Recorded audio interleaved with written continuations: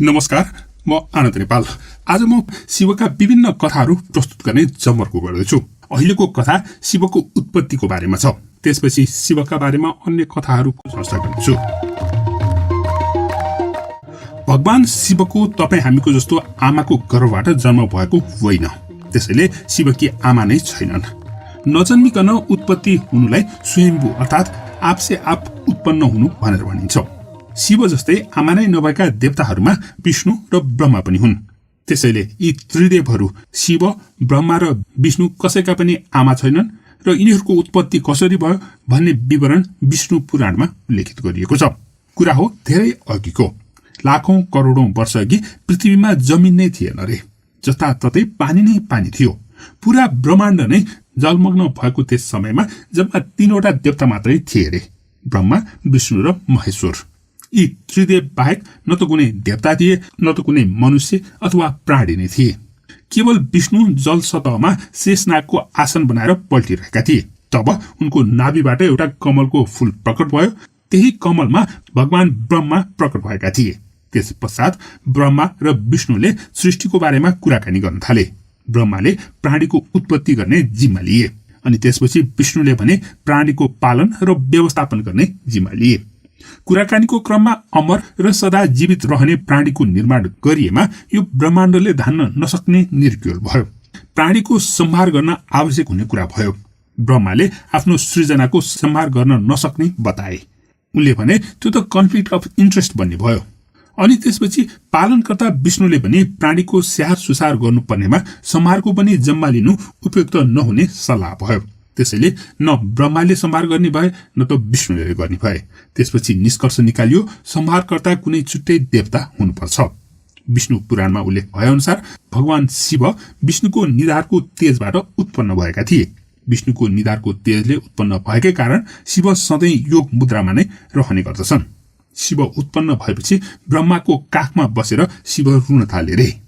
शिवजीले यसरी उहाँ गरेर रोएको देखेर अचम्मित हुँदै ब्रह्माले सोधे, ए के भयो, तिमी किन यसरी रोएको? बालक शिवले अति नै सिधा हिसाबले भने, हेर मेरो नाम भएको भए त फलाना के भयो, किन रोएको भनेर सोध्नुहुन्थ्यो होला नि। मेरो कुनै नामै नभएको हुनाले कसैले बोलाउन पनि कति अप्ठ्यारो। शिवजी झन् बलिन्द्र धारा आँसु झार्दै रुन थाले।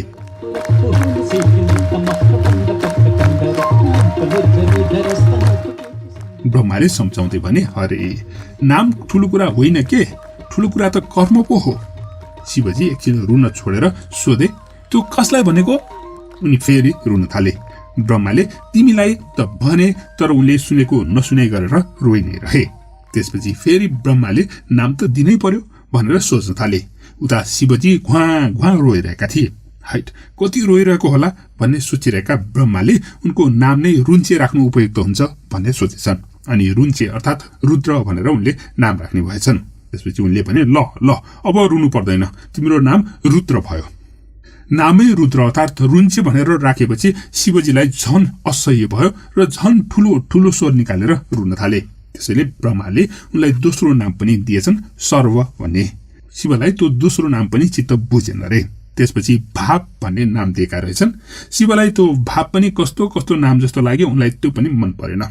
यस्तो नाम दिएर मलाई जिस्काइरह्यो भनेर उनी झन उफ्री चिच्याउँदै रुन थाले। त्यसपछि ब्रह्माले उनको नाम उग्र भनेर राखिदिए। उग्र राखेर झन् के चित्त बुझ्यो, त्यो नाम पनि उनलाई चित्त बुझेन। त्यसपछि उनलाई अर्को नाम राखिदिए, त्यो पनि भएन। अर्को नाम राखिदिए, त्यो पनि भएन। अनि अन्त्यमा उनले महादेव भनेर नाम राखिदिए रे। महादेव भनेर नाम राखेपछि शिवजीलाई चित्त बुझ्यो रे। त्यसपछि रुन छोडेका थिए रे। यसरी सुरुमै ब्रह्माजीले शिवलाई 8 थरी नाम राखिदिएका थिए भनेर पौराणिक ग्रन्थमा उल्लेख गरिएका छन्। ती शिवजीका 8वटा नामहरू हुन् रुद्र, सर्व, भाव, उग्र, भीम, पशुपति, ईशान र महादेव। यो विष्णु पुराणको कथा हो।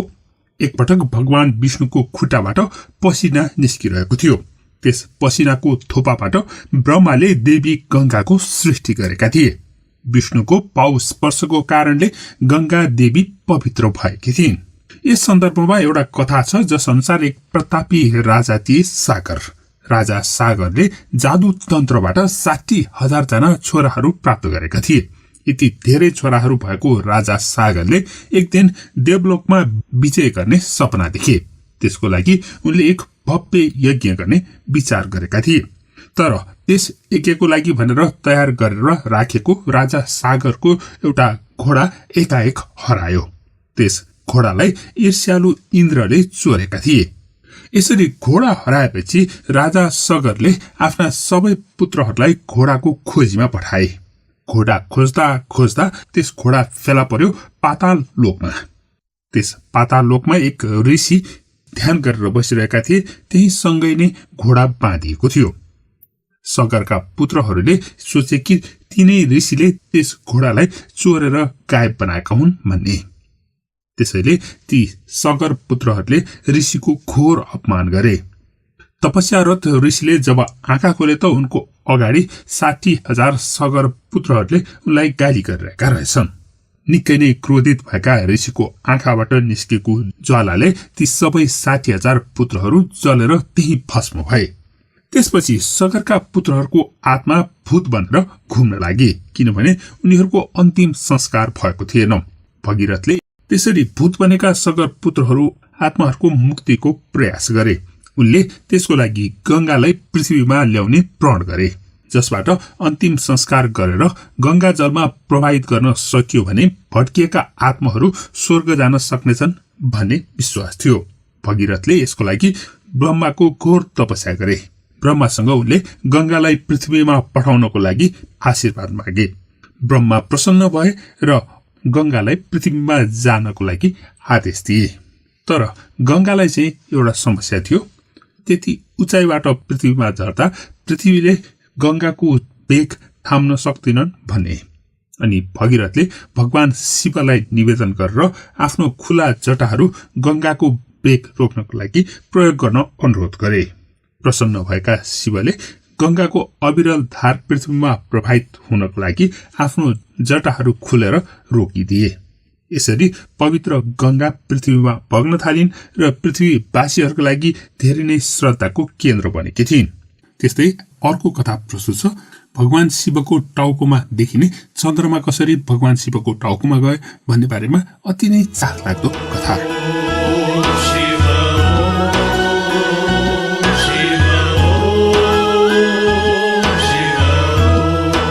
यो कथा शिवपुराणमा भएको कथामा आधारित भएर तयार गरिएको हो।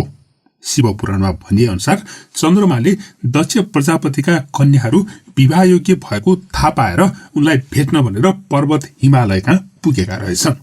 त्यहाँ दक्षले चन्द्रमालाई निकै ठूलो स्वागत सत्कार गरेर राखेका थिए। त्यसबेला दक्षको विवाहको लागि योग्य 27 जना कन्याहरू रहेछन्। अश्विनी, रोहिणी, भरिणी, कृतिका आदि नाम भएका सबै 27 जना कन्याहरू विवाह गर्न लायक भएको हुनाले चन्द्रमाले कोसँग विवाह गर्ने कोसँग नगर्ने भन्ने बारेमा उनलाई बडो दुविधा भएछ। एउटीसँग विवाह गर्दा अर्की झन् छोड्नै नहुने गुण भएको फेला परेछ। अनि अर्कीसँग विवाह गरौँ भने अर्को झन् गजब। एउटामा भएको गुण अर्कोमा नहुने, अनि अर्कोमा भएको गुण अर्कोमा नहुने, अनि सबै गुण भएका कोही पनि नहुने। यस्तो अनौठो दुविधामा चन्द्रमा पुगेछन्। चन्द्रमालाई कुनसँग विवाह गर्ने भन्ने निर्णय लिन अति नै गाह्रो भएछ। त्यसैले अन्त्यमा चन्द्रमाले एउटा अनौठो निर्णय लिएछन्, दक्षका 27 जनामा 27 जना सबैसँग विवाह गर्ने भन्ने। चन्द्रमा जस्तो योग्य वर पाउँदा दक्ष प्रजापतिले विवाह नगरिदिने कुरो पनि भएन। तर उनलाई एउटै चिन्ता थियो, चन्द्रमाले एउटीलाई माया गर्ने अर्कोलाई हेला गरे भने त बर्बादै हुन्छ। त्यसैले दक्ष प्रजापतिले चन्द्रमासँग एउटा प्रस्ताव राखे। उनले भने यदि सबै 27 जनालाई बराबर माया गर्ने हो, एउटीलाई बढी अर्कीलाई कम नगर्ने बाचा गर्ने हो भने मात्रै मैले छोरी दिन्छु, नत्र दिन्न। तपाईले एउटी मात्र छोरी छानेर विवाह गर्नुपर्ने हुन्छ। चन्द्रमाले एउटी मात्र छान्न नसकेर नै सबैसँग विवाह गर्छु भनेका थिए। अनि उनलाई सबैलाई बराबर माया गर्नुमा कुनै समस्या पनि थिएन। त्यसैले उनले बाचा गरे, म सबै 27 जनालाई बराबर माया गर्छु, एउटीलाई बढी अर्कोलाई कम गर्ने छैन।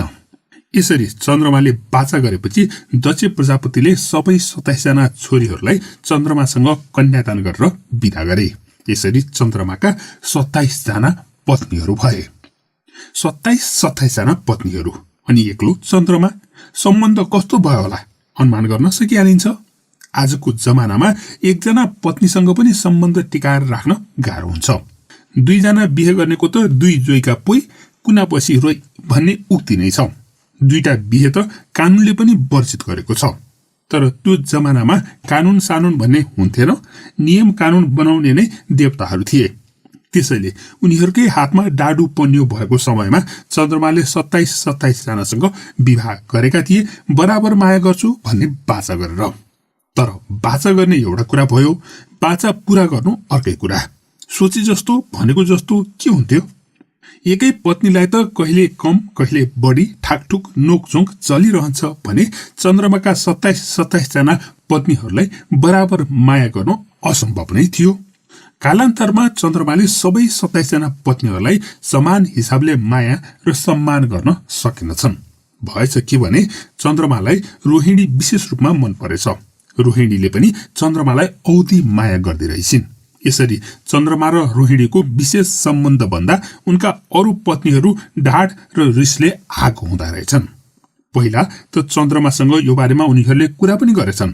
तर माया प्रेम भन्ने कुरा यसलाई गर्छु उसलाई गर्दिन भनेर गर्न मिल्ने कुरा पनि भएन। माया त लाग्नु पर्यो, नलागेपछि के गर्नु? चन्द्रमा बडो समस्यामा परेछन्। उनका 27 जना पत्नीहरूमध्ये 26 जनाले चन्द्रमाले हेला गरेको अनुभव गर्न थालेछन्। त्यसैले उनीहरू सबैले यो बारेमा आफ्ना पिता दक्ष प्रजापतिसँग गुनासो गर्न गएछन्। विवाह गर्दा सबै 27 जना छोरीहरूलाई बराबर माया गर्ने बाचा गरेर विवाह गर्ने, अहिले चाहिँ त्यस्तो नगर्ने? दक्ष प्रजापति जङ्गिएछन्। दक्षको क्रोध बढेको देखेर उनका 26 जना छोरीहरूले उनको क्रोध आगोमा घिउ थप्न थालेछन्। हेर्नुहोस् न पिताश्री, हामीले उहाँलाई भनेको पनि हो, बाचा सम्झाएको पनि हो, तर सुने पो? दक्षले भने, त्यसरी कसैलाई काका कसैलाई पाका गर्न पाइन्छ? पाइँदैन नि। अनि छोरीहरूले अझ उत्तेजित पार्ने उद्देश्यले भने, त्यो रोहिणीसँग भएपछि त चन्द्रमाले हामीलाई फुटेको आँखाले पनि हेर्नुहुन्न, हाम्रो बारेमा त कुनै वास्ता गर्नुहुन्न, के खायो के लायो केही वास्ता गर्नुहुन्न, अझ हामीलाई देखाई लोभ्याई रोहिणीलाई माया गर्नुहुन्छ। छोरीहरूको यस्तो कुरा सुनेर दक्ष प्रजापति जङ्गिएर भने, हे चन्द्रमा, तिमी साह्रै पक्षपाती रहेछौ। तिमीले आफ्नो बाचा पनि भुल्यौ। यस्ता चन्द्रमा अस्तित्वमा रहनु ठुलो विडम्बना हो। त्यसैले तिमी अब छे हुँदै जाऊ र तिम्रो अन्त्य होस्। दक्षको यस्तो भयंकर श्राप दिए लगत्तै सो श्रापको प्रभाव चन्द्रमामा देखिन पनि थालिहाल्यो। चन्द्रमाको एक छेउ बिस्तारै क्षय हुन सुरु भयो। पूर्ण गोलाकार रूपमा रहेका चन्द्रमाको एक छेउ बिस्तारै क्षय हुँदै गएको देखेर चन्द्रमा आत्तिए। यो के हुन लाग्यो भनेर बुझ्दा त उनलाई आफ्नै ससुराबाले श्राप दिएको उनले थाहा पाए। उनको श्राप अनुसार उनी त क्षय भएर कुनै दिन पूर्ण रूपमा सकिएर समाप्त नै हुने रहेछन्। यस्तो भयंकर डरलाग्दो श्राप पाएको थाहा पाएपछि चन्द्रमा आत्तिएका चन्द्रमाले तुरुन्तै भगवान शिवको तपस्या गर्न थाले। जति जति दिन बित्यो चन्द्रमा क्षय हुँदै सकिँदै गइरहेका थिए। त्यसैले उनलाई निकै हतार थियो। अनि त्यसैले चन्द्रमाले अत्यन्त विकट र प्रतिकूल मौसम भएको स्थानमा गएर अति नै कष्ट सहेर भगवान शिवको तपस्या गर्न थाले। उनले भगवान शिवसँग आफ्नो अस्तित्व समाप्त नहुने खालको वर माग्नको लागि पनि विभिन्न उपायहरूको बारेमा पनि सोचि नै रहेका थिए। यसैबीच चन्द्रमाको यस्तो कठोर तपस्याबाट प्रसन्न भएर शिवजी प्रकट भएर सोधे, हे चन्द्रमा, म तिम्रो तपस्याबाट प्रसन्न भएँ, भन तिमी के वरदान माग्दछौ? भगवान शिवको यस्तो स्नेहपूर्ण वचन सुनेपछि उनले आफू समाप्त नहुने उपाय सोचेर भने, हे महादेव, तपाईको दर्शन पाएर म धन्य भएँ। तपाईको दर्शन मात्रले पनि मेरो जीवन पूर्ण भयो। मलाई त्यस्तो ठुलो केही पनि अभिलाषा छैन। म सदा हजुरको गहना बनेर साथै बस्नु पाऊँ र सधैँ हजुरको दर्शन गर्ने सौभाग्य मिलिरहोस्, बस त्यति भए पुग्छ। मलाई अरू केही पनि चाहिँदैन। चन्द्रमाको यस्तो प्रेमपूर्ण अनुरोध सुनेर शिवजी खुसी हुँदै चन्द्रमालाई अङ्गालो हाले। अनि त्यसपछि उनले चन्द्रमालाई आफ्नो शिरमा धारण गरे। यसरी चन्द्रमाले निकै नै चलाकीपूर्ण वरदान मागेर सधैँभरि शिवजीको टाउकोमा गहना बनेर बस्न पाउने आशीर्वाद मागेका थिए। यसरी शिवजीको शिरमा गहना बनेर बस्न पाएपछि जतिसुकै क्षय भए पनि चन्द्रमाको अन्त्य भने नहुने भयो। तर दक्षको श्रापको कारणले चन्द्रमाको हरेक महिना क्षय हुनुपर्ने चाहिँ भइ नै रह्यो। तर पछि फेरि भगवान शिवको कृपा र आशीर्वादले चन्द्रमाको क्षय भएको भाग फेरि प्राप्त गर्दै गर्दै पूर्णता पनि प्राप्त गर्न थाले। यसरी चन्द्रमाले अति नै कष्टपूर्ण रूपले तपस्या गरेर शिवजीलाई खुसी पारेको स्थानलाई आजकाल सोमनाथ भनेर भनिन्छ। शिवजीले चन्द्रमालाई पूर्ण रूपमा नष्ट हुनबाट बचाए पनि चन्द्रमा पूर्णिमाको दिनको भोलिपल्टदेखि नै क्षय हुँदै जान्छ र औँसीको दिनमा पूर्ण रूपमा नष्ट भएर विलुप्त जस्तै देखिन्छ। यसरी 15 दिनमा विलुप्त हुने गरेर क्षय भएको चन्द्रमालाई शिवजीको आशीर्वादले पुनः पुनर्जीवन प्राप्त हुन्छ र औँसीको भोलिपल्टदेखि नै चन्द्रमा फेरि हँसिया आकारमा देखिन थाल्छ र क्षय भएको भाग जोडिँदै जान्छ। यो बढ्दै बढ्दै फेरि पूर्णिमाको दिनमा यसले पूर्णता प्राप्त गर्छ। यो चन्द्रमाको घट्ने र बढ्ने प्रक्रिया प्रत्येक महिना दोहोरिन्छ। यही प्रक्रियालाई अंग्रेजीमा मून साइकल भनेर भनिन्छ।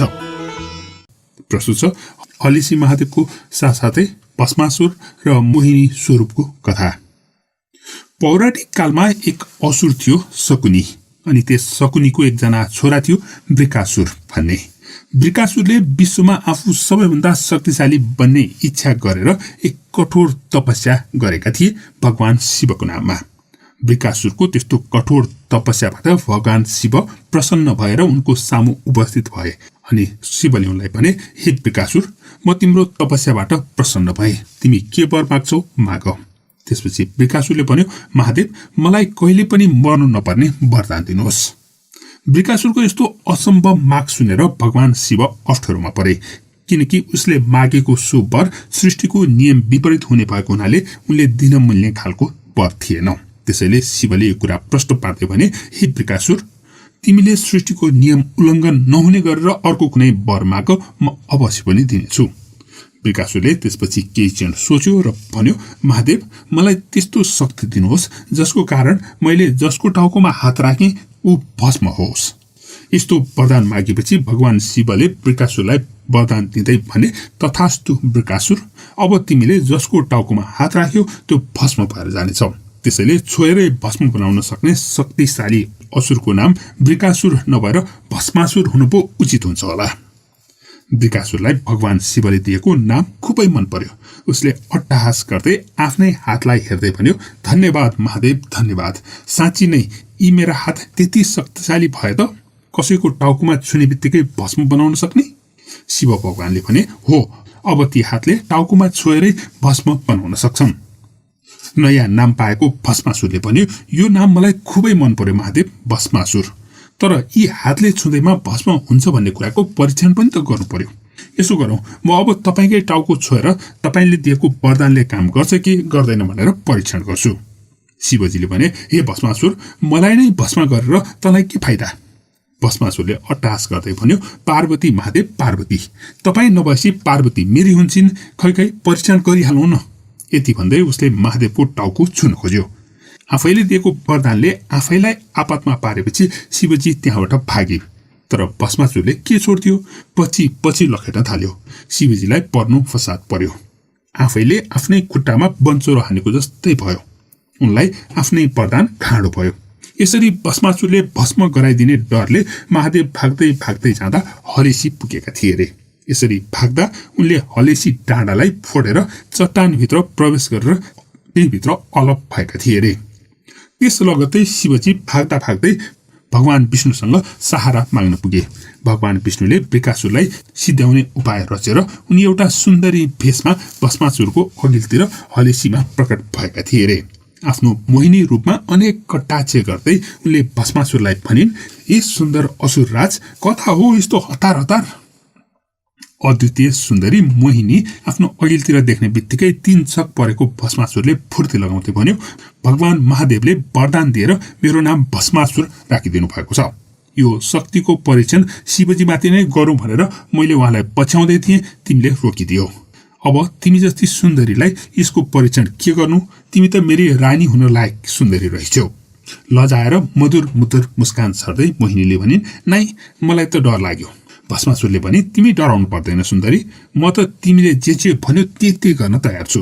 मोहिनीले भनिन्, मेरो लागि त हजुरले केही पनि गर्नु पर्दैन, म त नाचगानमा नै मस्त रहिरहन्छु, हजुरलाई नाच्न आउँछ? भष्मासुरले चिन्तित हुँदै भन्यो, ला मलाई नाच्नु त आउँदैन त। मोहिनीले भनिन्, केही छैन, नाच्न एकदमै सजिलो छ, म अहिले एकैछिनमा सिकाइदिन सक्छु।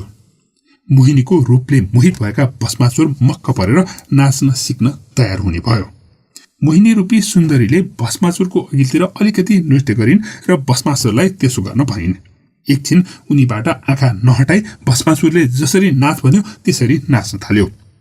पछि त जसरी मोहिनी नाच्दै गइन्, भष्मासुर पनि उसै गरी नक्कल गर्दै नाच्न थाल्यो। भष्मासुर ती युवतीको सुन्दरताको रसापान गर्दै नाच्दै गर्दा मोहिनीले नाचको तालमा आफ्नै टाउकोमा हात राखिन्। उनको नाचको नक्कल गरिरहेको भष्मासुरले पनि उसै गरी आफ्नै टाउकोमा हात राख्यो। सुन्दरीको मोहमा पागल भएको भष्मासुरलाई आफ्नो हातमा भएको त्यो शक्तिको विषयमा हेक्का नै भएन। जब हेक्का भयो त्यस बेलासम्म ढिला भइसकेको थियो। भष्मासुर हात पर्ने बित्तिकै तुरुन्तै भस्म भयो। यसरी शिवजीले आफ्नै वरदानको कारणले झण्डै भस्म हुनु परेको थियो भने विष्णुले शिवलाई भस्मासुरबाट बचाएको त्यही गुफाको समीपमा झुक्क्याएर भस्म पारिदिएको किम्वदन्ती रहेको छ।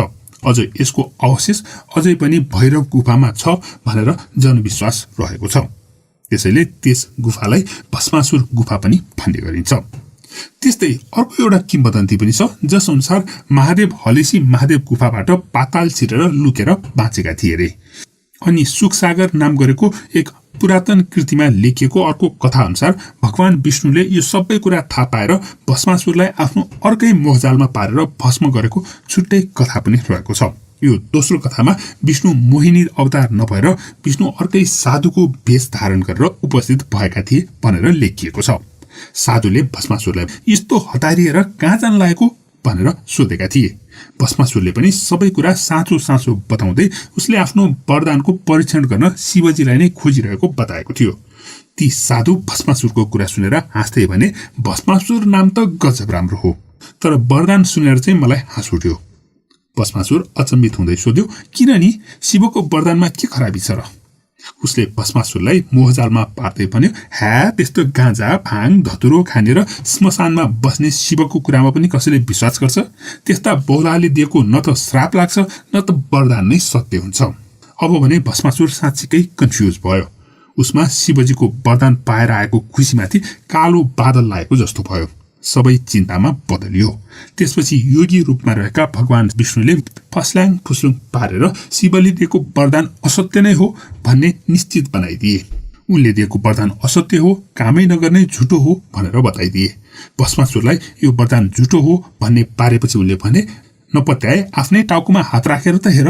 भस्मासुर विष्णुको मोहजालमा यसरी परेको थियो कि उसले साँच्चीकै आफ्नै हात आफ्नो टाउकोमा राख्यो अनि शिवजीको आशीर्वादको कारणले ऊ आफै भस्म भएको थियो भन्ने यो दोस्रो किम्वदन्ती हो। तर मलाई भने यो दोस्रो किम्वदन्ती भन्दा पहिलो मोहिनी रूपको किम्वदन्ती नै बढी चाखलाग्दो, बढी रमाइलो लागेको छ। अनि मोहिनी रूपको बारेमा यो बाहेक अर्को किम्वदन्ती पनि छ, समुद्र मन्थनको बेलाको। त्यो पनि निकै नै चाखलाग्दो किम्वदन्ती छ, जसमा भगवान विष्णुले मोहिनी रूप धारण गरेर देवताहरूलाई अमृत र दानवहरूलाई मदिरा पिलाइदिएका थिए। त्यो समुद्र मन्थनको किम्वदन्ती फेरि पनि प्रस्तुत गरेको छु।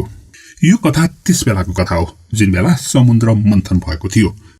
देवता र दानवहरू मिलेर समुद्र मन्थन गरेका थिए अनि मन्थनबाट जे कुरा प्राप्त हुन्छ त्यो बराबर बाँड्ने सहमति भएको थियो।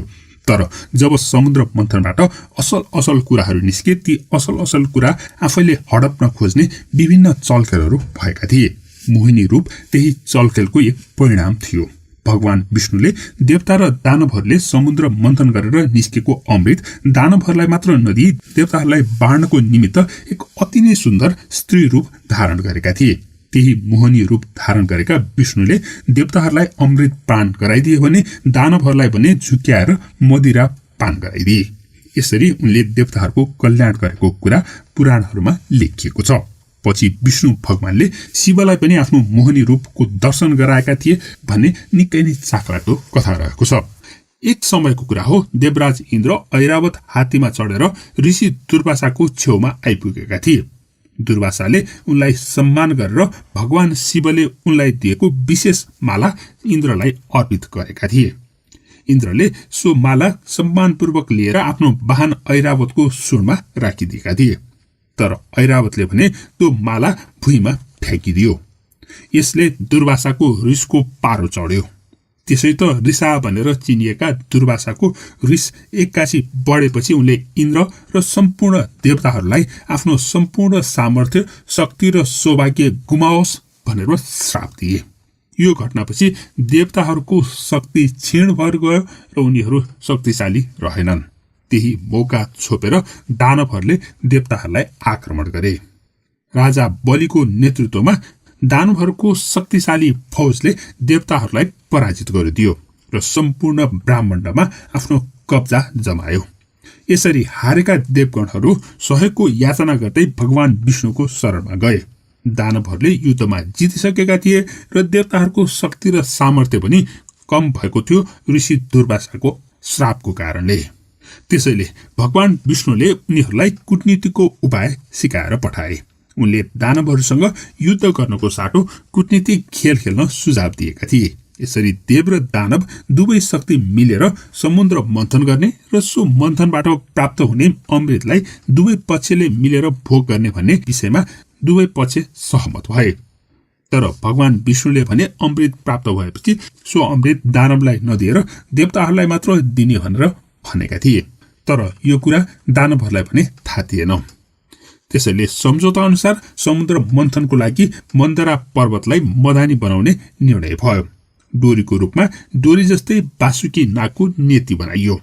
भगवान विष्णुले निर्णायक भएर मन्थन कार्यको शुभारम्भ गरेका थिए। मन्थनको लागि दानवहरूले डोरी बनेको बासुकी नागको टाउकोपट्टिको भाग समाउने भयो भने देवताहरूले पुच्छरतिरको भाग समाएर मन्थन गर्न राजी भए।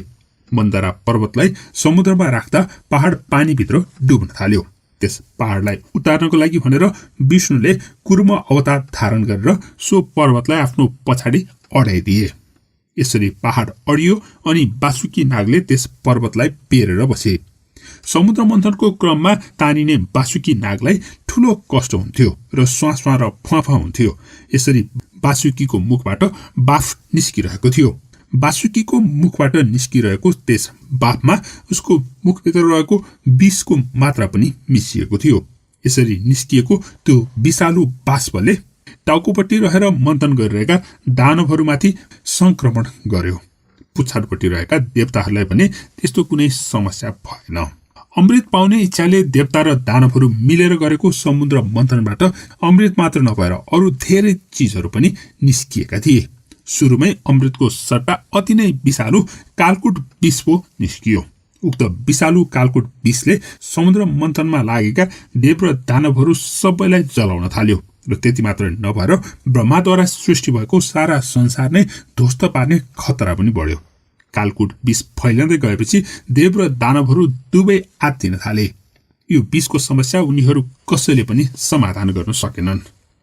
अरू केही उपाय नदेखिएपछि देव र दानव सबै मिलेर भगवान शिवको आराधना गर्न थाले र नारद मुनि कैलाशमा पुगेर कालकुट विषको असरबारे भगवान शिवलाई बिन्ती गर्दै कालकुट विषको असरबाट सारा सृष्टि समाप्तै हुन लागेको जानकारी निवेदन गरे।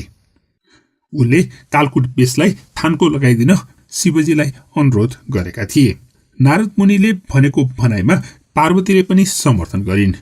त्यसको साथसाथै देव दानवहरू लगायतका भक्तहरूको पनि पुकार सुनेर शिव भगवानले जगत कल्याणको लागि त्यस कालकुट विष आफैले पिएर सारा जगतलाई बचाउने निर्णय गरे।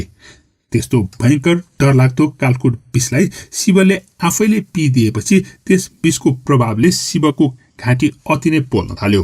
त्यो घाँटी अति नै निलो देखिन थाल्यो। त्यसै बेलादेखि शिवलाई नीलकण्ठ भनेर भनिन थालिएको हो भन्ने किम्वदन्ती रहेको छ। विष पिएपछि विषको प्रभावले शिवलाई अति नै असह्य भयो। उनी त्यस विषको प्रभाव कम गर्न भनेर चिसो हिमालतर्फ लागे। चिसोले त अलि सजिलो पर्छ भन्ने उनको विश्वास थियो, तर चिसोले पनि उनलाई केही सजिलो बनाएन। अनि अति नै असह्य भएपछि उनले आफ्नो त्रिशूल भुइँमा जोडले बजारे। त्यस ठाउँबाट 3वटा मूल फुटे। त्यही मूलबाट आएको पानी शिवले खाएर कालकुट विषको ताप शान्त गरेका थिए भन्ने जनविश्वास रहेको छ। त्यस त्रिशूल गाडेको ठाउँ र पानी निस्किएको ठाउँमा एक कुण्ड बन्यो। त्यही कुण्डलाई अहिले गोसाई कुण्ड भनेर भन्ने गरिन्छ। अनि त्रिशूल गाडेर पानी निस्किएको स्थानबाट बगेको पानीले त्रिशूली नदी बनाएको हो भन्ने पनि किंवदन्ती रहेको छ। कालकुट विष बाहेक समुद्र मन्थनबाट 5 थरी कन्याहरू 14 रत्नहरूको पनि उत्पत्ति भएको बताइन्छ। यी रत्न लगायतका सम्पूर्ण चिजबिजहरू देव र मानवले बाँडेर लिएका थिए। त्यस्तै 3 अलौकिक प्राणीहरू पनि त्यसमा उत्पन्न भएको बताइन्छ। एउटा कामधेनु गाई, अर्को ऐरावत हात्ती र अर्को उच्चै श्रवा अर्थात् 7वटा टाउको भएको घोडा, जसलाई दानवहरूले लिएका थिए। त्यस्तै ऐरावत हात्ती देवराज इन्द्रको वाहन बन्यो। अनि कामधेनु गाई विष्णुद्वारा ऋषिहरूलाई प्रदान गरेका थिए, जसको दूधबाट बनेको घिउ यज्ञमा हवन गर्ने गरिन्छ भन्ने बताइन्छ। त्यस्तै समुद्र मन्थनबाट निस्किएका 3 अमूल्य वस्तुहरूमा कौस्तुभ अर्थात् संसारको सबैभन्दा बहुमूल्य रत्न जुन विष्णुलाई प्राप्त भएको थियो, त्यसपछि पारिजात जुन फूल देवताहरूलाई प्राप्त भएको थियो भने सारङ्गा धनुष पनि त्यसबाट प्राप्त भएको थियो। त्यस्तै चन्द्रमा प्राप्त भयो जुन शिवजीले आफैले धारणा गरे। त्यस्तै हलाहल विष, कालकुट विष पनि प्रकट भएका थिए। समुद्र मन्थन गर्दै गर्दा समुद्रबाट धन्वन्तरी अमृतको घडा बोकेर बाहिर निस्किए। यो अमृतको घडा सबभन्दा पहिले दैत्यहरूले धन्वन्तरीको हातबाट खोसेर लिए। दैत्यहरूले देवताहरूलाई अमृत नदिएर अमृतमा आफ्नै कब्जा जमाउनु खोजे। अमृत कलशलाई दैत्यहरूले कब्जा जमाएको देखेर भगवान विष्णुले एक सुन्दर नारीको रूप लिएर त्यहाँ उपस्थित भए। दैत्यहरू त्यस मोहनी रूपलाई देखेर अति नै मोहित भए। मोहनीसँग दैत्यहरूले आफूले ल्याएको अमृत आफूहरू बीच बाँडिदिन आग्रह गरेपछि मोहिनीले भनिन्, हे दानवहरू हो, तिमीहरूले देवतासँग मिलेर दुवै समूहको परिश्रमबाट प्राप्त भएको अमृत अब मैले कसरी दैत्यहरूलाई मात्र बाँडौं? देवताहरूको पनि त हक हुनुपर्ने होइन र यसमा? यसरी प्रश्न गर्दा दैत्यहरू अति नै मोहित भएको हुनाले उनीहरू सो अमृत देवता र दैत्य दुवैसँग बाँड्न सहमत भए। त्यसपछि मोहनीले एकतर्फ दैत्यहरूको समूह राखेर अर्कोतर्फ देवताहरूको समूह बसालिन् र उनले आफ्नो लीलाले अमृतको घडासँगै मदिराको घडा जोडेर देवताहरूलाई अमृत र दैत्यहरूलाई मदिरा दिन थालिन्। यसै बीचमा चन्द्रमा र सूर्यदेवको बीचमा राहु नाम गरेका राक्षस बसेका थिए। राहुले चन्द्रमालाई दिन लागिएको अमृत थापेर खाइदियो। यो देख्ने बित्तिकै मोहनी रूप छोडेर भगवान विष्णुले तरबारले राहुको टाउको काटे, तर अमृत खाइसकेको हुनाले राहुको मृत्यु भएन। यसले गर्दा भगवान विष्णुले टाउकोतर्फको भाग राहु ग्रह र खुट्टातर्फको भागलाई केतु ग्रह बनाएर देवताहरूको समूहमा राखे। यसरी देवताहरूले अमृत खान पाएका थिए। समुद्र मन्थनको समयमा देवता र दैत्यहरूलाई भगवान विष्णुले मोहिनी रूप धारण गरेर मोह बनाएको कुरा महेश्वर शिवजीले सुने। यो कुरा सुनेर भगवान शिवको मनमा पनि विष्णुको मोहिनी रूप हेर्ने विचार आयो। भगवान शिव कैलाश पर्वतबाट ओर्लिएर वैकुण्ठ पुगे। कुनै पूर्व सूचना बिना आफ्नो धाम वैकुण्ठमा देवादिदेव महादेव भगवान शिवजीलाई देखेर विष्णु आफ्नो गद्दीबाट उठेर शिवजीको आदर सम्मान गरे। आदर सम्मानपछि विष्णुले भगवान शिवलाई यसरी वैकुण्ठ आउनुको कारण सोधे। भगवान विष्णुको कुरा सुनेर शिवजीले भगवान विष्णुको मोहिनी रूप हेर्ने इच्छा भएको हुनाले त्यहाँ आएको कुरा बताए। शिवको यो कुरा सुनेर भगवान विष्णुले देवादिदेव महादेव महात्मा जस्तो भगवानले मोहिनी रूप हेर्नु हुन्न भनेर अनुरोध गरे। विष्णुको यो कुरा सुनेर शिवले घमण्ड गर्दै आफू ती मूर्ख देवता र दानव जस्तो मोहिनी रूप हेर्दैमा मोहित हुने मूर्ख नभएको र आफ्ना सबै इन्द्रियहरू बसमा राखेको जितेन्द्रिय भएको कुराको घमण्ड प्रस्तुत गरे। आफूसँग संसारका सबै सुन्दरीहरूले पूजा गर्ने गरिएका पार्वती जस्ती सुन्दर पत्नी भएपछि आफू कहिले पनि अरू कोही स्त्रीको मोहमा नपरेको कुरा बताए। यसरी शिवजीले घमण्ड गर्दै गर्दा विष्णुलाई भने कसैले पनि घमण्ड गरेको त्यति चित्त बुझ्दैन थियो। उनले मनमा नै एउटा योजना बनाए। शिवजीले घमण्ड गरेर आफूले आफ्नै वर्णन गरेको सुनेर विष्णुको मनमा शिवको घमण्ड चकनाचुर पार्ने इच्छा जाग्यो। अनि विष्णुले शिवलाई पछि कुनै दिन कैलाशमा नै आएर आफूले मोहिनी रूप देखाउने बाचा गरेर शिवजीलाई फर्काइदिए। आफूलाई मोहिनी रूप नदेखाएकोमा शिवजी दुखी र क्रोधित हुँदै कैलाश फर्किए। विष्णुले कैलाशमा आफ्नो माया फिजाएर वसन्त ऋतुको आगमन गराए। वसन्त ऋतुको आगमनसँगै कैलाशको वातावरण निकै नै मनमोहक बन्यो। चारैतिर हरियाली फैलियो, चारैतिर नयाँ नयाँ फूलहरूको सुगन्ध फैलियो। यसै गरी नयाँ नयाँ चराहरूको आवाजले कैलाश गुन्जायमान पनि हुन थाल्यो। कैलाशको यस्तो शोभा देखेर भगवान शिव पार्वतीको साथमा प्रकृतिको सौन्दर्यताको आनन्द लिन थाले। त्यसैमा एक दिन बिहान भगवान शिव पार्वतीको साथमा प्रेमालाप गरिरहेको समयमा उनले आफ्नो दरबारभन्दा केही पर मोहिनीलाई देखे। त्यस बेलामा मोहिनी हातमा भकुण्डो लिएर एक्लै खेलिरहेकी थिइन् भने कहिले पिङमा बसेर पिङ मचाइरहेकी रहेछिन्।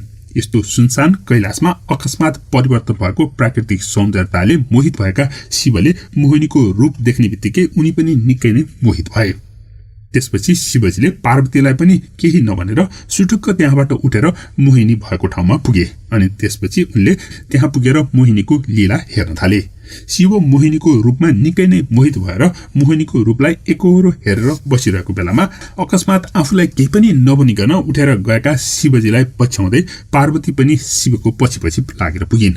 आफूभन्दा कैयौं गुणा बढी सुन्दरी मोहिनी रूपको युवती देखेर पार्वती पनि मोहित भएर त्यो लीला हेर्न थालिन्।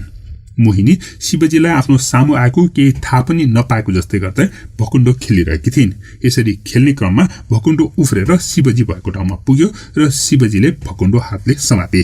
भकुण्डो शिवले समातेको देख्ने बित्तिकै मोहिनी लजाए जस्तै गर्न थालिन्। यसरी मोहिनी लजाएको देखेर शिवले मोहिनीलाई आफ्नो परिचय दिँदै लजाउन आवश्यक नभएको कुरा बताए अनि उनले उनको परिचय पनि सोधे।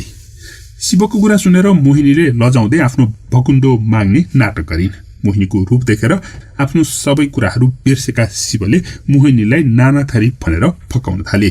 शिवजी आफ्नो रूपमा मोहित भएको देखेर मोहिनीले भनिन्, यस्तो वृद्ध व्यक्ति भएर पनि मसँग प्रेमलापको कुरा गर्ने लाज लाग्दैन तपाईलाई? तपाई त आफू जस्तै योगिनी पो खोज्नुपर्छ त। यसरी उनले मेरो पछि नलाग भनेर अनेकौं शब्द बाणले शिवको निन्दा गर्न थालिन्। यो सबै कुरालाई पार्वतीले पनि लुकी लुकी हेरिरहेकी थिइन्। मोहिनीको रूपमा मोहित भएका शिवजी मोहिनीले जतिसुकै अपमान गए पनि सहेर फकाउन थालिरहेका थिए। यसरी फकाउँदा फकाउँदै शिवजीले मोहिनीलाई समातेर आफ्नो काखमा बसाउन खोजे। यो देखेर पार्वतीले शिवजीलाई यो के गरेको? देवताहरूको पनि देवता महादेव जस्ता व्यक्तिले यसरी स्त्री मोहमा परेर किन परस्त्रीलाई सोहेको भनेर प्रश्न गरिन्। यसरी एकाएक पार्वतीलाई अगाडि देखेर मोहिनी लजाए जस्तै गरेर शिवको अंगालोबाट फुत्केर भागिन्। यसरी मोहिनी फुत्केर दौडेको देख्दा शिव पनि मोहिनीको पछि पछि दौडिन थाले। मोहिनीको पछि पछि शिव दौडेको देखेर पार्वती पनि उनको पछाडि दौडिन थालिन्। यसरी दौडने क्रममा मोहिनी कहिले शिवको नजिक पर्छिन् त कहिले उनी उम्केर भाग्ने गर्दथिन्। यही क्रममा मोहिनीको सारीको छेउ शिवको हातमा आयो। शिवले सारी तान्दा सारी फुस्केर मोहिनी सर्वाङ्ग नाङ्गी भइन्। अगाडि मोहिनी, बीचमा शिव र पछाडि पार्वती भएर पूरा संसार घुम्न थाल्यो। मोहिनीको नाङ्गो शरीर देखेर ठाउँ ठाउँमा शिवजीको वीर्य पतन भएको थियो। यिनै शिव वीर्य पतन भएका ठाउँमा पछि आएर विभिन्न धातुहरूको खानी बनेका हुन् भन्ने किम्वदन्ती रहेको छ। यसरी 14 भुवन डुलेर थाकेपछि अन्त्यमा विष्णुले शिव र पार्वतीलाई आफ्नो मोहिनी रूप छोडेर वास्तविक स्वरूप देखाएका थिए रे। यसपछि शिव र पार्वती दुवैजना लजाउँदै कैलाश फर्केका थिए भन्ने किम्वदन्ती रहेको छ। प्रस्तुत छ शिवले डमरू किन बोक्छन् भन्ने बारेमा एक रोचक कथा। पृथ्वी बनिसकेपछि ब्रह्माले विष्णु र महेश्वरलाई सम्बोधन गर्दै भने, हे देवादिदेव, यो ब्रह्माण्ड निरस र निर्जीव हुनु हुँदैन। त्यसैले अब म यसमा जीवात्माहरूको सृष्टि गर्छु। विष्णुले भने, हे भगवान, सृष्टि गर्दैमा संसार आफै त चल्न सक्दैन, त्यसको पालना पनि गर्नुपर्छ। त्यसैले म ती जीवात्माहरूको पालनको जिम्मा लिउँला। यसरी ब्रह्माले सृष्टि गरेका जीवात्माहरूलाई विष्णुले पालना गर्ने भए। भगवान शिव भने सबै कुरा चुपचाप सुनेर बसिरहेका थिए। त्यस लगत्तै ब्रह्मा जीवात्माहरूको सृष्टिमा जुटे। उनले सबैभन्दा पहिला बोट बिरुवाहरूको सृष्टि गरे। बोट बिरुवाहरूको पालन गर्नका लागि भनेर भगवान विष्णुले इन्द्रदेवको उत्पत्ति गरे र उनलाई पानी पार्ने जिम्मा लगाइदिए। तर अन्धकारमा बोट बिरुवाहरू हुर्कन नै नसक्ने भएपछि उनले सूर्यदेवको पनि उत्पत्ति गरे। सूर्यदेवको न्यानो ताप्दै इन्द्रदेवले पारेको पानीले बोट बिरुवाहरू हुर्कन थाले। यसरी सबै निर्जन जमिन हरिया र सुन्दर देखिन थाले। ती रुख बिरुवाहरू सुरुमा त अति नै आकर्षक र मनमोहक देखिएका थिए, तर समय बित्दै जाँदा यता पनि बोट बिरुवाहरू चुपचाप उभिरहेका, उता पनि बोट बिरुवाहरू चुपचाप उभिरहेका, न केही बोल्छन् न केही प्रतिक्रिया दिन्छन्। विष्णुले एउटा बोटलाई चिमोटी दिए, त्यहाँबाट अलिकति चोप मात्रै निस्कियो, बस। ती बोट बिरुवाहरू अति नै पट्यार लाग्दा हुन थाले। त्यसैले भगवान शिवले उताबाट बिस्तारै फू गरिदिए। त्यस हावा रुख बिरुवाहरूको पातमा पर्ने बित्तिकै मन नपरेको जस्तो गरेर नाइ नाइ नाइ नाइ भन्दै ती पातहरू हल्का हल्लिए।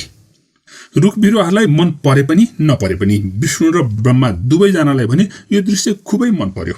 पात हल्लिएको खुबै मनमोहक देखियो। यसले भगवान विष्णु र भगवान ब्रह्मा दुवैलाई नयाँ आइडिया दियो। हल्लाइदियो भने त लहलहाएका बोट बिरुवाहरू गजब राम्रो पो देखिने रहेछन् भनेर विष्णुले शिवजीले फुकेको हावालाई खिचेर वायुदेवको उत्पत्ति गरे र वायुदेवलाई रुख बिरुवाहरूलाई हल्लाउन जिम्मा दिए। इन्द्रदेव र सूर्यदेवलाई विष्णु एक्लैले बनाएका थिए, त्यसैले उनले जे भन्यो त्यही मान्थे। तर वायुदेव त शिवको मुखबाट निस्केका थिए अनि उनलाई विष्णुले नखिचेको भए उनी त्यसै हराउँथे। त्यसैले वायुदेवको उत्पत्तिमा विष्णु र शिव दुवैको बराबर भूमिका भयो। तर वायुदेवको चलाखी भने अर्कै थियो। उनलाई विष्णुले अलिकति बिस्तारै चल न भनेर हरायो भने मलाई त बेसमारी चल्दा रमाइलो लाग्छ भनेर भन्थे। अनि त्यसमा उनी थप्थे, अनि मलाई त शिवजीले उत्पत्ति गर्दा कसैको कुरा नसुन्नु है, मनमा जे लागेको छ त्यही गर्नु भनेर भन्नुभएको थियो। यसरी वायुदेव विष्णुको कुरा त सुन्दै सुन्दैन्थे। अनि उता शिवजीले पनि वायुदेवलाई अलि बिस्तारै चल न भनेर हरायो भने पनि मलाई त विष्णुले खिचेर अस्तित्व दिँदा कसैको कुरा नसुन्नु भनेर भन्नुभएको थियो भनेर भन्थे। त्यसैले वायुदेवले न त शिवको कुरा सुन्थे न त विष्णुको कुरा सुन्थे। आफ्नो मुड अनुसार चल्थे। कहिले वायुदेव चुपचाप केही नगरी बस्थे अनि कहिलेकाहीँ चाहिँ मनमत्त तरिकाले बोट बिरुवाका हाँगै भाँचिने गरेर वित्तण्डा मचाउँथे। यी वायुदेवको भर हुँदो रहन्छ भनेर ब्रह्माले आफै चलायमान हुने जीवहरूको उत्पत्ति गर्ने सुरु कसे। ब्रह्माले चलमल गर्ने जीव सृष्टि गर्दा सबभन्दा पहिला पानीमा तैरिएर यताउता गर्न सक्ने माछाको सृष्टि गरे। वायुदेवको पालो कहिले पानीमा तोडले छाल निकालिदिने, कहिले भुमरी बनाएर पानीका माछा सबै बोकेर जमिनमा खसालिदिने गर्न थाले। त्यसपछि ब्रह्माले पानीमा र जमिनमा दुवै ठाउँमा बाँच्न सक्ने जीवहरूको सृष्टि गरे। यसै क्रममा ब्रह्माले मान्छेको पनि सृष्टि गरे। अरू जीव जन्तुहरूमा त त्यति समस्या थिएन। मान्छेको सृष्टिपछि भने धेरै कुराहरू गर्नुपर्ने भयो। ब्रह्मा विष्णु र महेश्वरले एकअर्कासँग देववाणीमा कुरा गर्थे। अरू जीव जन्तुहरूले त देववाणी राम्रैसँग सुन्थे र बुझ्थे पनि, तर मान्छे अलिक अल्पाडे जीव थियो। त्यसले देववाणी बुझ्दै नबुझेर त्रिदेवलाई अति नै समस्या भयो। मान्छेलाई एउटा काम हरायो भने अर्कै काम गर्न थाल्थ्यो। अनि मान्छेमा लोभ, मोह र महत्त्वाकांक्षा पनि हुने भएको हुनाले विष्णुलाई पालन गर्नको लागि अरू जीवहरूलाई जस्तो सजिलो पनि भएन। त्यसैले मान्छेलाई पालन गर्न र कर्म गराउन अनि जीवन सञ्चालन गर्नको लागि अलि बढी नै मेहनत गर्नु पर्यो भगवान विष्णुलाई।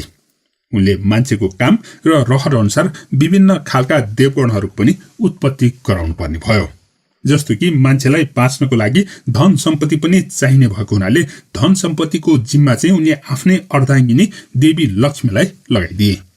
कर्म गर्नको लागि प्रेरित गर्ने र सिकाउने काम चाहिँ सरस्वतीको भयो। त्यस्तै मान्छेले प्रयोग गर्ने विभिन्न खालका औजारहरूको सही तरिकाले काम गर्न सिकाउने काम विश्वकर्माले लिए। विश्वमा उज्यालो र न्यानो दिने काम त सूर्यदेवको छँदै थियो।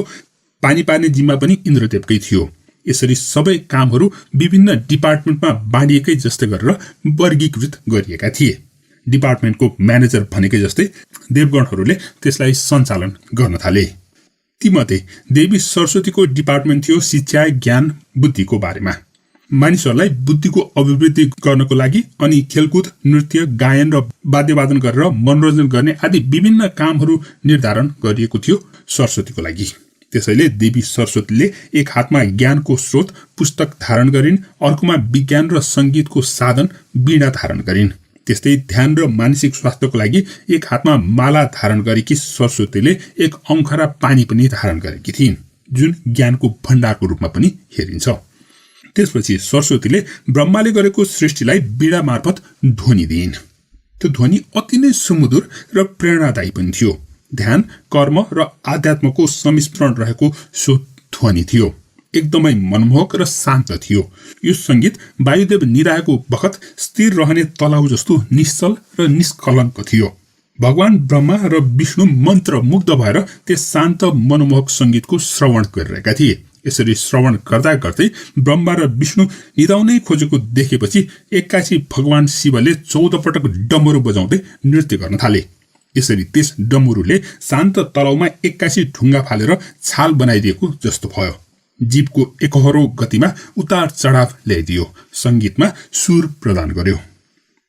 त्यस्तै देववाणी बुझ्दै नबुझ्ने मान्छेले पनि भगवान शिवको डमरुको आवाजलाई चाहिँ निकै नै चाख दिएर सुनेको देखेर खुसी हुँदै ब्रह्मा र विष्णुले धन्य शिवजी भनेर शिवजीको प्रशंसा गरे।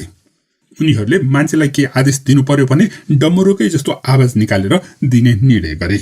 त्यतिले मात्रै नपुगेमा शिवजीले नाचेको जस्तै हाउभाउ गरेर आदेश दिँदा पनि मान्छेले जे भन्यो त्यही गर्न थाल्यो। यसरी शिवजीको डमरुले संस्कृत भाषाको आविष्कार गरेको विश्वास गरिन्छ। त्यस्तै शिवजीको त्यही नृत्य नै सृष्टिको पहिलो नृत्य पनि मानिन्छ। त्यसैले शिवलाई नटराज वा नाट्यश्वर भनिनुको साथसाथै उनको ताण्डव नृत्यको पनि अति नै बखान सुनिन्छ। भगवान ब्रह्माले प्रत्येक मानिसलाई सृष्टि गर्नुभन्दा आफै सृष्टि गर्नको लागि शिवको डमरुबाट नै प्रेरणा लिएका थिए। उनले भने, हे शिवजी, तपाईको यो डमरुका 2वटा त्रिकोणात्मक भागहरू एकै ठाउँमा जम्मा भएर जुन तालको सिर्जना गरे, त्यसै गरी एक जीवले पनि अर्को जीवको सिर्जना गरे भने मेरो काम अलिकति हल्का हुने थियो। उत्तम विचार ब्रह्माजी भन्दै शिवजीले डमरुका 2वटा त्रिकोणात्मक भागहरू देखाउँदै भने, यो पुरुष र यो महिला भाग भएमा यस सङ्गमले सुसृष्टि हुन्छ। त्यही सुसृष्टिको कल्पना गर्नुहोस् न ब्रह्माजी भनेर शिवजीले बताए। त्यही आधारमा ब्रह्माजीले पुरुष र महिलाको उत्पत्ति गरे अनि जबसम्म ती महिला र पुरुष एकअर्कासँग मिलेर बसिरहे तबसम्म जिन्दगीले लय लिइ नै रह्यो। तर जब तिनीहरू बीच दूरी बढ्न थाल्यो, विध्वंस र मनमुटाव बढ्न थाल्यो। मुटुको गति जस्तो डमरुको गति पनि एकनाश नहुने भएको हुनाले डमरुको आवाज सिधै मनले अनुभव गर्न सक्ने पनि विश्वास गरिन्छ। त्यस्तै हिसाबले कहिल्यै नसकिने इन्फिनिटी अर्थात् अनन्तलाई पनि डमरुकै जस्तो आकारमा लेखिन्छ। त्यस्तै डमरुले कहिल्यै नसकिने ब्रह्माण्डको पनि प्रतिनिधित्व गरेको विश्वास गरिन्छ। जे भए पनि यही डमरु हो जसले हामीलाई भाषा सिकायो, जीवनको ताल सिकायो र दम्पति बीच मेल हुनुपर्छ भन्ने शिक्षा दियो। यही सन्देश दिनको लागि शिवजीले डमरु सधैँ साथै बोकेर हिँड्ने गरेका हुन् भन्ने किंवदन्ती रहेको छ। यो थियो डमरुको कथा। शिव भगवानले बाघको छाला कसरी लगाए भन्ने निकै नै रोचक कथा रहेछ। त्यसैले प्रस्तुत छ भगवान शिवले बाघको छाला कसरी लगाउन थाले त।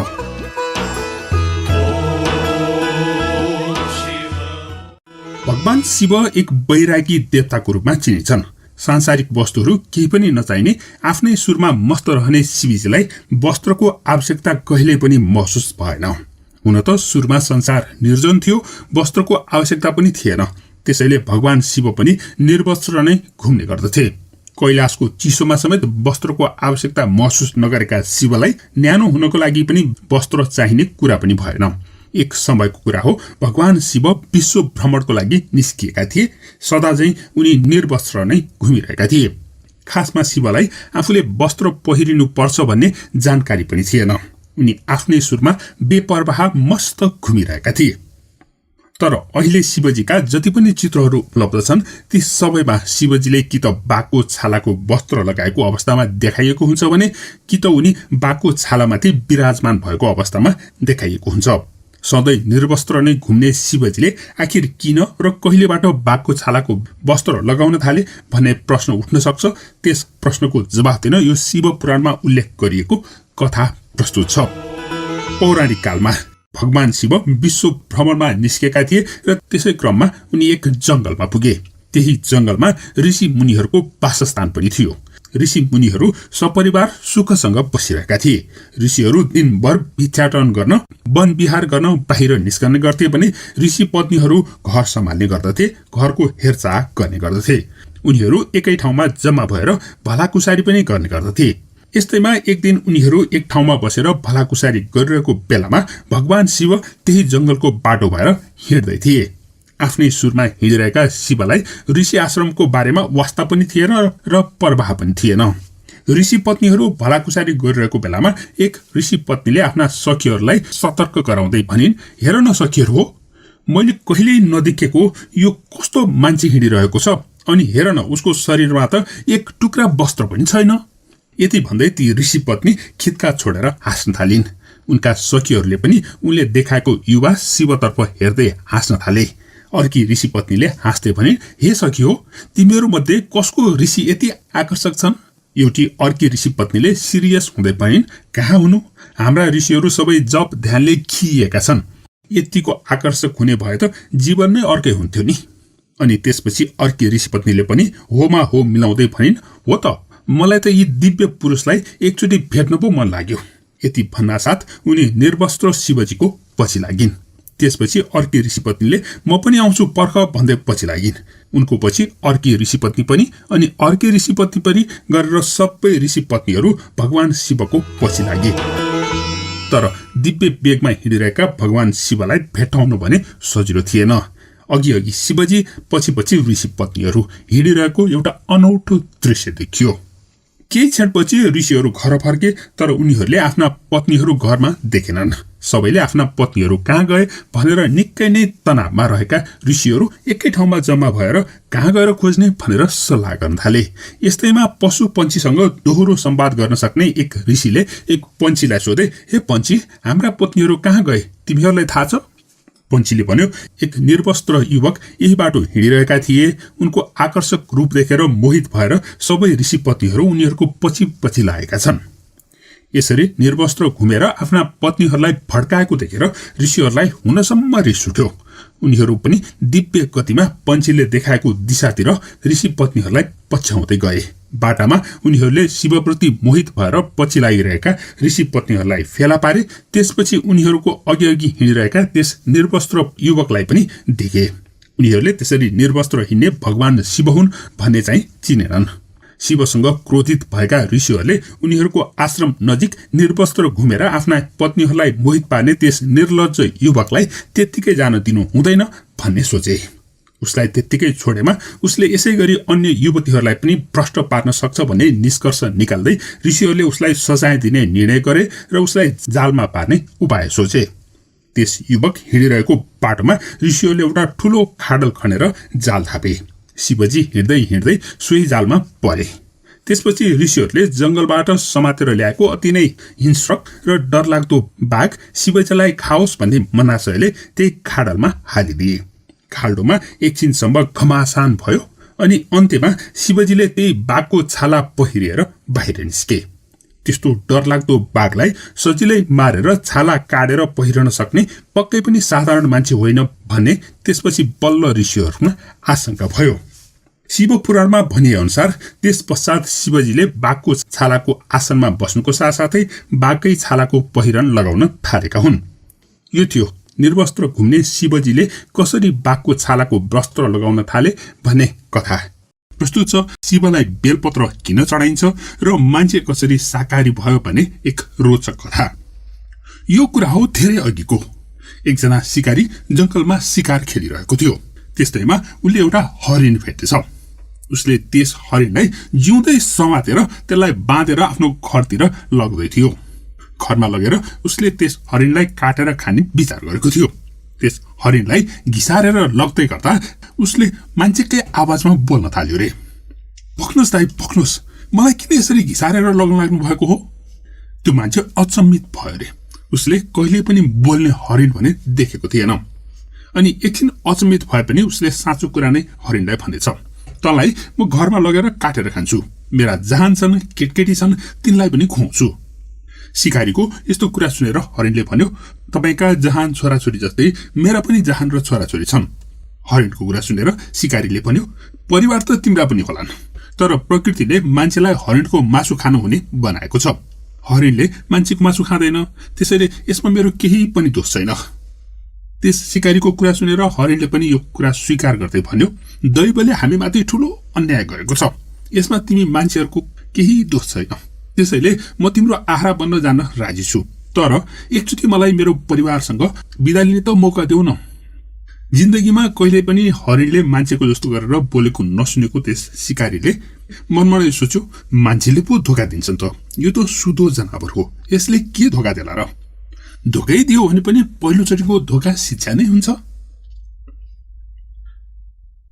अनि त्यस शिकारीले एकछिन सोचेर उसले हरिणलाई उसको परिवारसँग बिदा लिन पठाउँदै भन्यो, तिम्रो विश्वास गरेर पठाएको छु, विश्वासघात चाहिँ नगर नि है। हरिण पनि निकै नै खुसी भएर धेरै धन्यवाद, म छिट्टै फर्केर आउँछु भनेर त्यहाँबाट बुर्लुक्क उफ्रेर आफ्नो परिवार बस्ने ओडातिर गयो। निकै मेहनत गरेर समातेको हरिण पनि गइहाल्यो, अब के गरौँ, त्यो हरिण फर्केर आउने हो कि होइन भनेर अनेक कुरा सोचेर त्यस मानिस त्यहीँ बसेर कुरिरहेको थियो। एकैछिनमा त्यहाँ ठुलो पानी पर्न थाल्यो। ऊ त्यसपछि त्यहाँबाट दौडेर एउटा रुखको छहारीमा बस्न पुग्यो। पानी परिरहेको हुनाले उसलाई चिसो पनि लागिरहेको थियो। चिसो भुइँमा बस्ने उसको आँट पनि थिएन, अनि सो रुखको एउटा हाँगो तल लच्किएको रहेछ। चिसो भुइँमा बस्नुको साटो उसले त्यही हाँगा समाएर त्यसमा आड लाएर उभिएर बसिरह्यो। यसरी त्यस बोल्ने हरिणलाई कुर्दै बस्दा उसले त्यस हाँगाको पात टिप्दै फाल्दै गरिरहेको रहेछ। ती पात त्यही पर रहेको एउटा शिवलिङ्गमाथि पो पर्दो रहेछ। अनि चिसोले कठाङ्ग्रिएको त्यस व्यक्तिले सिउसिउ सिउसिउ सिउसिउ सिउसिउ गर्दै कराइरहेको पनि रहेछ। संयोगले के भएको रहेछ भने उसले ओत लागेको त्यो रुख बेलको रुख रहेछ, अनि उसले टिप्दै फालिरहेको बेलपत्र रहेछ। अनि त्यस बेलपत्र टिप्दै फाल्दै गरेको ठाउँमा शिवलिङ्ग पनि संयोगले परेको रहेछ। अनि उसले सिउसिउ सिउसिउ गर्दै फात फाल्दा शिव शिव शिव शिव भने जस्तो सुनिदो रहेछ। यसरी बेलपत्र शिवलिङ्गमा चढाउँदै उसले शिव शिव शिव शिव भन्दै प्रार्थना गरेको जस्तो सुनिएछ। यसरी उसको शिव शिव पुकार शिवजीले नै सुनेछन् र शिवजी उसको सामुन्ने आएर भने, तिम्रो प्रार्थनाले म अत्यन्त खुसी भएको छु, ल तिमी के माग्छौ म वरदान दिन्छु। एक्कासी शिवजी आफ्नो अघिल्तिर पाएर त्यस मान्छे तिनछक परेछ। अनि के माग्ने भनेर सोच्दै गर्दा ऊ गरिब भएको कुरा याद भयो र उसले भन्यो, मलाई धेरै धन सम्पत्ति दिनुहोस्। अनि त्यसपछि उसले फेरि मेरो सबै पाप पनि पखालिदिनुहोस् भनेर अनुरोध गरेछ। शिवजीले उसको इच्छा पुर्याइदिन तिमी घर जाऊ, तिम्रो घरमा मैले तिम्रो जिन्दगी भरलाई पुग्ने पर्याप्त सम्पत्ति छोडिदिनेछु, अनि तिम्रो पापहरू जति सबै पखालेर निष्पाप पनि बनाइदिएको छु। यति भनेपछि शिवजी त्यहाँबाट अन्तर्ध्यान भएछन्। त्यसपछि पानी पनि पर्न बन्द भयो, आकाश खुलेर आयो, रमाइलो दृश्य देखिन थाल्यो। शिवजी अन्तर्ध्यान भएपछि त्यो बोल्ने हरिण पनि परिवारसँग बिदावारी भएर फर्केर त्यही आइपुगेछ। हरिणलाई देख्ने बित्तिकै त्यस मानिसका सबै पाप पखालिसकेको कुरा उसलाई याद आयो। त्यसपछि उसलाई पापको थप भारी बोक्न मन लागेन। त्यसैले उसले हरिणलाई भन्यो, हरिण तिमी आफ्नो परिवारसँग गएर बस्न जाऊ, म आफ्नो परिवारसँग गएर बस्न जान्छु। अबदेखि म यस्तो पाप कर्म कहिले पनि गर्दिन। त्यस दिनपछि त्यस मानिसले कुनै पनि प्राणी मार्दा पापको भारी बोक्नुपर्ने हुनाले अबदेखि म निष्पाप बन्छु भनेर कुनै पनि प्राणीलाई नमार्ने बाचा गर्दै शाकाहारी बनेको थियो अरे। यो थियो मान्छे कसरी शाकाहारी बन्यो र बेलपत्र शिवजीलाई किन चढाइन्छ भन्ने बारेमा नेपाली लोककथा च्यानलका एक दर्शकले पठाउनु भएको निकै नै चाखलाग्दो कथा। त्यस्तै भगवान शिवकी बहिनी असावरी देवीको कथा, नन्द भाउजूको कथा। यो पौराणिक कथाको अनुसार जब पार्वतीले भगवान शिवसँग विवाह गरेर कैलाश पर्वत पुगिन् तब उनलाई अति नै एक्लो अनुभव भयो। एक्लोपनाले अति नै सताउन थालेपछि पार्वतीले सोचिन्, माइतीमा पो उनका साथी सङ्गी थिए, आमा बाबु थिए, दिदी बहिनीहरू थिए, नोकर चाकरहरू थिए, तर कैलाश पर्वतमा त उनलाई साथी बनाउने कोही पनि थिएन। शिव सधैँ जसो काममा व्यस्त रहने र कहिलेकाहीँ फुर्सद हुँदा पनि भाङ धतुरो खाएर मस्त निद्रामा बस्ने गर्दथे। हुन पनि कैलाश पर्वत चिसो र निर्जन पर्वत थियो। शिवका भूत प्रेत नन्दी भृङ्गीसँग पनि उनी खासै नजिकिन सकेकी थिएनन्। त्यसैले पार्वतीलाई एक्लोपनले अति नै सताएको थियो। त्यसैले पार्वती निकै नै उदास रहन थालिन्। पार्वती उदास रहन थालेको देखेर शिवजीलाई दुःख लाग्यो र उनले सोधे, हे प्रिय पार्वती, तिमी किन यस्तो उदास उदास देखिन्छौ? के तिमीलाई कैलाश पर्वत रमाइलो लागेन? पार्वतीले भनिन्, कैलाश पर्वत त अति नै सुन्दर छ, तर माइतीमा आमा बाबु दिदी बहिनीसँग बस्ने गरेको यहाँ त्यस्ता नाता सम्बन्धी कोही पनि भएनन्। त्यसैले एक्लो भएको अनुभव गरिरहेकी छु। अब शिवजी जन्मेको नभएर उत्पत्ति भएको हुनाले उनका मातापिता हुने कुरै भएन। त्यो कुरा त पार्वतीलाई पनि राम्रैसँग थाहा थियो। त्यसैले शिवजीले केही पनि नबोलिकन सुनि नै रहे। पार्वतीले भनिन्, अरू त त्यस्तै हो, नन्द भएको भए मनका कुरा भन्न पाइन्थ्यो, साथी हुन्थिन् होला, अनि अलिअलि भए पनि रमाइलो हुन्थ्यो कि भन्ने मलाई लागेको। यसमा शिवजीले सोधे, के तिमी नन्दसँग मिलेर बस्न सक्छौ त? पार्वतीले भनिन्, किन? म किन नमिल्ने? म त जोसँग पनि मिलेर बस्न सक्छु, पार्वतीले दाबी गरिन्। शिवजीले भने, त्यसो भए ठिक छ त, म तिमीलाई नन्द ल्याइदिन्छु। यति भनेर शिवजीले मायाले एक युवतीको उत्पत्ति गरे र उनलाई आफ्नी बहिनी हुन् भनेर भने। शिवजीकी बहिनी असावरी देवी त्यति सुन्दर त थिएनन्। अलि मोटी र भद्दा जिउ भएकी, अनुहार पनि अलिअलि डरलाग्दो जस्तो नै थियो। तर पनि आफ्ना पतिकी बहिनी भएको हुनाले पार्वतीलाई उनी नराम्रो भने लागेन।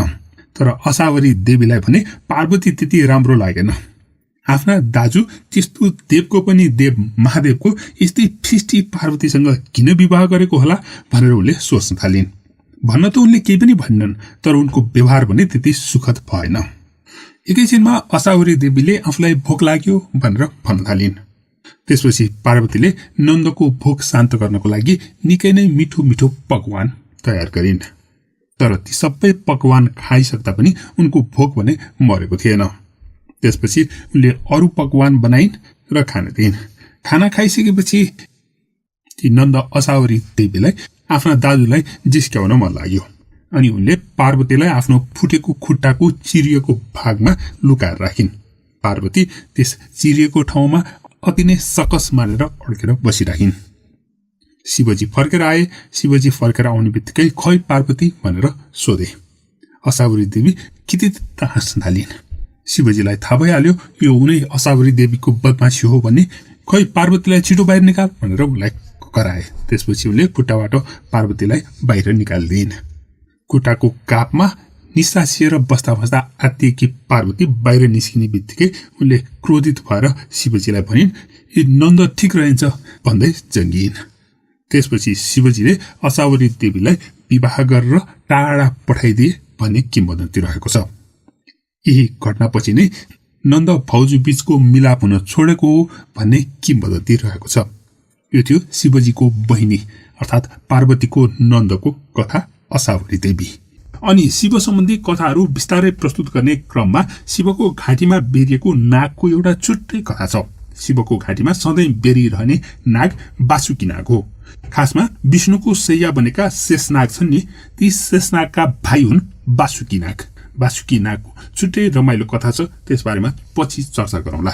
त्यस्तै शिवका शस्त्र अस्त्रका पनि विभिन्न कथाहरू छन्। शिवका अनेकौं शस्त्र अस्त्रहरू मध्ये पिनाक धनुष, भवरेन्द्र तथा सुदर्शन चक्र, पाशुपात अस्त्र अनि त्रिशूल प्रमुख रहेका छन्। यी सबै शस्त्र अस्त्रलाई शिव आफैले निर्माण गरेका हुन् भनेर बताइन्छ। त्यस्तै शिवको परिवारका कथाहरू, केही कथाहरू प्रस्तुत भइसकेका छन् भने अरू चाखलाग्दा कथाहरू पनि रहेका छन्। जस्तो कि शिवको पहिलो पत्नी सती, उनको मृत्यु र अर्को जन्ममा पार्वतीको रूपमा जन्मिएको कथा प्रस्तुत भइसकेको छ। त्यस्तै शिवका पुत्रहरूमा गणेशको रमाइलो जन्मको कथा प्रस्तुत भइसकेको छ। त्यसबाहेक उनका अरू 5 जना पुत्रहरूका भिन्दै भिन्दै रमाइला कथा छन्। यसरी शिवका 6 जना पुत्रहरू गणेश, कार्तिकेय कुमार, सुकेश, जालन्धर, अयप्पा र भूमा रहेका छन्। यी सबैका जन्मकथाहरू विस्तारै प्रस्तुत हुँदै जानेछन्। त्यस्तै उनको परिवारका वाहनहरूको चाखलाग्दा कथा छन्। जस्तो कि शिवको वाहन साँडे हो अनि पार्वतीको वाहन चाहिँ सिंह हो। यसरी शिव पार्वती 2 जनाका वाहन साँडे र सिंह सँगै भएमा साँडेलाई सिंहले खाइदिन्छ। अनि शिवका पुत्र कार्तिकेयको वाहन मयूर हो अनि शिवको गलामा चाहिँ नाग बेरिएका हुन्छन्। मयूर र सर्प पनि मिल्ने जनावरहरू होइनन्, एकअर्काका दुश्मन नै हुन्। अझ गणेशको वाहन त मुसो छ। मुसोलाई त झन् मयूरले पनि देखिसक्दैन, सर्पले त झन् भेट्यो भने काँचै खाइदिइहाल्छ। यसरी शिवको परिवारमा भएका वाहन र जनावरहरू बीच सुमधुर सम्बन्ध नहुँदा नहुँदै पनि अनेकतामा एकता भएको जस्तो शिवको पारिवारिक सम्बन्ध भने अति नै सुमधुर रहेको बताइन्छ। त्यस्तै शिवका 7 जना शिष्यहरूलाई सप्त ऋषि भनिन्छ। तिनै 7 ऋषिहरूले शिवको ज्ञानलाई सम्पूर्ण विश्वमा प्रचार प्रसार गर्ने काम गरेका हुन् अनि तिनै सप्त ऋषिबाट नै हामीहरू बनेको भन्ने पनि विश्वास गरिन्छ। यसरी शिवले नै गुरु शिष्य परम्परा सुरु गरेका थिए रे। ती 7 ऋषि बाहेक अंगेरा, शिलाक्ष, शुक्र, बृहस्पति, सहस्राक्ष, महेन्द्र, प्राचेतस मनु, भारद्वाज, परशुराम, गौरशिरस मुनि आदि पनि शिवजीका शिष्यहरू हुन् भनेर मानिन्छ। त्यस्तै शिवका गणहरूमा भैरव, वीरभद्र, मणिभद्र, चण्डिस, नन्दी, भृङ्गी, श्रृङ्गी, स्वती, शैल, गोकर्ण, घण्टाकर्ण आदि प्रमुख गणहरू रहेका छन् भने यी बाहेक भूत, प्रेत, पिशाच, योगिनी, साकिनी, दैत्य, नाग, नागिनी तथा पशुहरू पनि शिवगण नै हुन् भनेर बताइन्छ। यिनै शिवगणहरू मध्येका नन्दीले कामशास्त्रको रचना गरेको र त्यही शास्त्रलाई आधारमा लिएर वात्स्यायनले कामसूत्र लेखेका हुन् भनेर पनि बताइन्छ। यो अर्को चाखलाग्दो कथा हुन सक्छ। त्यस्तै नन्दी, स्कन्द, रुटी, वृषभ, भृङ्गी, गणेश, उमामहेश्वर तथा महाङ्काललाई शिवको द्वारपाल भनेर बताइन्छ। त्यस्तै शिव पञ्चायतका सदस्यहरूमा भगवान सूर्य, गणेश, देवी, रुद्र र विष्णु रहेका छन् भने शिवका पार्षदमा बाण, रावण, चण्ड, नन्दी, भृङ्गी रहेका छन्। विष्णुको पार्षद चाहिँ जय र विजय हुन्। त्यस्तै अर्को चाखलाग्दो कुरा चाहिँ शिवलाई देवताहरूले मात्रै नभएर असुर, दानव, राक्षस, पिशाच, गन्धर्व, यक्ष आदि सबैले पूजा गर्ने गर्दछन्। त्यसैले शिवले रावण र राम दुवैलाई वरदान दिएका छन्। त्यस्तै उनले भस्मासुर, शुक्राचार्य आदिलाई पनि वरदान दिएका छन्। शिवले भस्मासुरबाट बच्नको लागि आफ्नो त्रिशूलबाट त्रिकुटा पहाडमा गुफा बनाएर लुकेका थिए भन्ने किम्वदन्ती रहेको छ भने नेपालमा भने यो गुफा हलेसी गुफा हो भन्ने विश्वास गरिन्छ। यो बारेमा मैले यसअघि कथा बनाएर चर्चा गरिसकेको छु। त्यस्तै पार्वतीलाई अमर ज्ञान दिएको गुफा अमरनाथको पनि छुट्टै कथा रहेको छ। शिवको चिन्हको रूपमा पुजिने रुद्राक्षको कथा तयार गर्न बाँकी भए पनि उनको बाजा डमरुको कथा अनि उनको टाउकोमा रहने अर्धचन्द्रको कथा भने मैले प्रस्तुत गरिसकेको छु। त्यस्तै शिवलिङ्गको पनि छुट्टै कथा प्रस्तुत गर्न बाँकी नै छ। श्रीलङ्काको रत्नदीप पहाडमा रहेको श्रीपद मन्दिरमा शिवको पाइला रहेको विश्वास गरिन्छ। 5 फिट 7 इन्च लामो र 2 फिट 6 इन्च चौडा रहेको यस पाइला रहेको टाकुरालाई एडम पिक पनि भन्ने गरिन्छ। त्यस्तै अर्को तामिलनाडुको नागपट्टिनगममा रुद्र पद्म नाम गरेको पाइला भेटिन्छ भने उत्तराखण्डको जागेश्वर, झारखण्डको राँची हिल र आसामको तेजपुर आदि स्थानहरूमा पनि शिवको पाइला चिन्ह भेटिन्छ। त्यस्तै शिव पनि विभिन्न अवतारमा प्रकट हुने गरेका छन्। उनका प्रचलित अवतारहरूमा वीरभद्र, पिप्लाद, नन्दी, भैरव, महेश, अश्वत्थामा, सरभ, बृहपति, दुर्वासा, हनुमान, वृषभ, यतिनाथ, कृष्णदर्शन, अवधूत, भिक्षुवर्य, सुरेश्वर, किरात, सुटन्तर्क, ब्रह्मचारी, यक्ष, वैजनाथ, द्विजेश्वर, हंसरूप, नाट्यश्वर आदि रहेका छन्। यी बाहेक वेदमा उल्लेख भएका 11 रुद्र अर्थात् कपाली, पिङ्गल, भीम, विरूपाच्य, विलोहित, शास्ता, अजपाद, अहिवृद्य, शम्भु, चाण्ड र भव पनि रहेका छन्। यी सबै शिवकै अवतार 11 रुद्र हुन् भनेर बताइन्छ।